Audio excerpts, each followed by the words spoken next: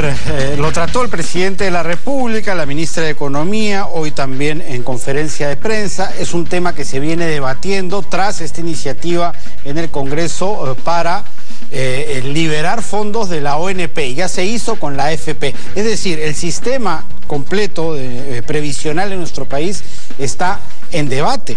Y el problema es que prácticamente un porcentaje bajo de personas que llegan a la edad adulta mayor, que ya terminan su vida útil laboral, tienen una pensión o una pensión digna. ¿Cómo hacer para darles cobertura a todos? Que finalmente un sistema que funcione. Ese tema es el que vamos justamente a tratar con Jorge Guillén, que es profesor de SAN, lo tenemos en videoconferencia. ¿Cómo está, Jorge? ¿Qué tal? Buenas tardes. ¿Qué tal? ¿Cómo estás? Encantado. Bien.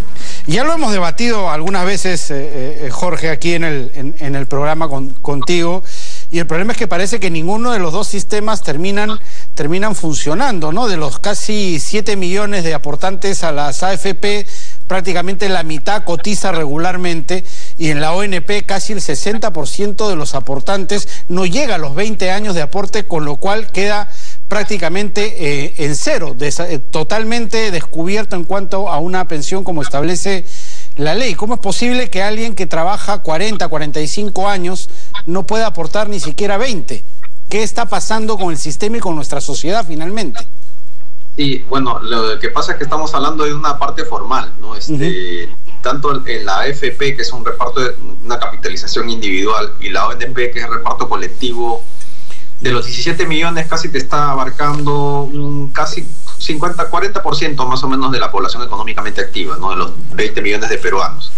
Y en la AFP hay un problema y también en la ONP es un problema de disciplina, que se llama densidad de cotización, o básicamente el hecho de aportar todos los meses al 100%, ¿no? Hay meses que alguien se va, está desempleado, pasa a ser informal, viaja, luego regresa y después de muchos años empieza otra vez a ponerse al día, ¿no? Alguien que puede haber estado trabajando toda su vida, pero no necesariamente aportando todo el tiempo. Y esto afecta mucho la futura pensión, ¿no? En el caso de la ONP se requiere 10 hasta 20 años de aporte para recibir una pensión como máximo de 800 soles que te da la ONP.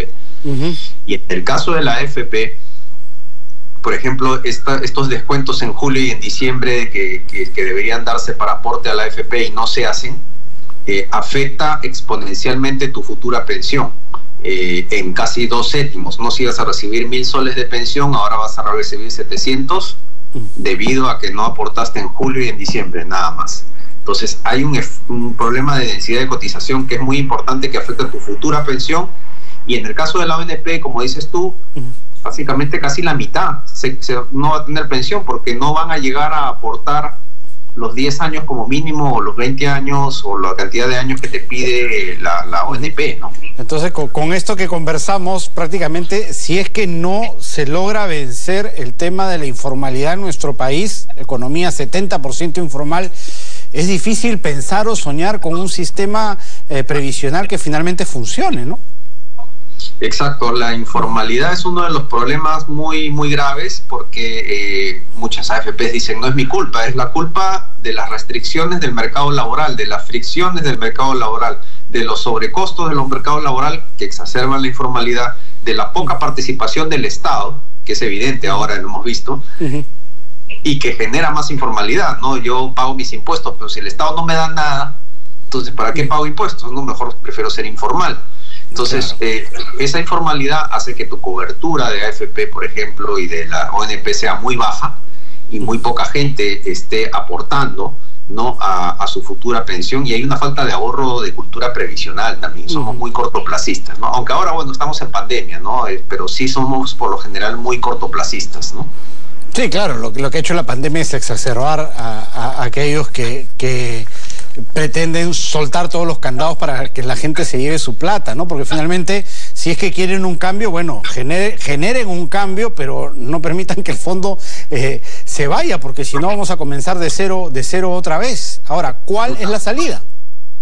La salida que te plantea el Congreso con lo de la ONP, incluso lo ha dicho ahora la ministra hace unos minutos, es bien insostenible. Yo estoy de acuerdo O sea, le falta una oficina técnica al Congreso que le filtre todas las buenas voluntades que puedan tener cualquier persona y que eso salga afirmaciones normativas, digamos, subjetivas que quieran, pero que le diga, bueno, esto es viable o no es viable por esta razón y esto te va a costar tanto. Claro, además hablan de un fondo de la ONP que en la práctica no existe, pues no es una plata que esté en una bóveda, ¿no es cierto? Es una plata que está circulando. Los que están activos financian a los que están ya cesantes y así la rueda va siguiendo hacia el futuro, ¿no? Sí, es difícil calcular cuánto le toca a cada uno porque es colectivo, es el Fondo Consolidado de Reservas, ¿no? Y aparte que también hay gente que ha estado aportando en la época del gobierno de Alan García, primer gobierno, la época de hiperinflación, entonces traerlo a valor presente es imposible. Claro. O sea, va a ser el mismo problema de FONAVI. Ese capital se diluyó sencillamente. Exacto, y bien, por eso hay esos descontentos de la gente cuando se pasa de ONP a AFP y les hacen un bono de reconocimiento y dicen, pero si yo he trabajado más, yo he aportado más, ¿por qué se diluye así tanto y por qué me sacan esta? Porque solamente no consideran intereses devengados de ese periodo. Entonces el cálculo es bien complicado y para la ONP yo no sé cómo va a ser viable técnicamente hacer la devolución. Incluso hasta las plataformas ya están creadas para calcular su devolución. Sí, claro. Entonces, en este contexto, con la coyuntura que tenemos y con la sociedad informal que tenemos, ¿cuál podría ser una salida inteligente para pensar de aquí en un futuro en sí tener a gente que tenga pensiones y pensiones en un nivel digno, ¿no? Sí, yo creo que que el Estado y MIDIS todavía siga trabajando con los bonos universales, ¿no? Los bonos universales que llegue directamente, pero a la gente, siempre está el error, ¿no? El que recibe y no debe recibir y el que no recibe, ¿no? Bueno, eso es parte de la informalidad del Estado, pues, ¿no? No estamos en una data bien filtrada, ¿no? Y otro lado también, que es algo que sí, con los subsidios se tiene que aplicar no para un determinado grupo, sino para todos, ¿no? O sea, sobre todo para la gente de los estratos más vulnerables. Los costos de energía, de agua, de salud, de teléfono, de internet, todos estos costos podrían, no sé cuánto es la estimación, ¿no?, de estos, pero digamos ya decir a partir tales meses no van a pagar, lo va a pagar el Estado. La energía, el agua, la luz, que son importantes porque si no, no podemos vivir. Hasta el teléfono se ha convertido en una necesidad. Sí, pues, pensión 65 ¿funciona? También tiene el problema igual que Juntos, ¿no? De reconocer, de identificar a la persona, ¿no? Y aparte que es un monto bastante pequeño, ¿no?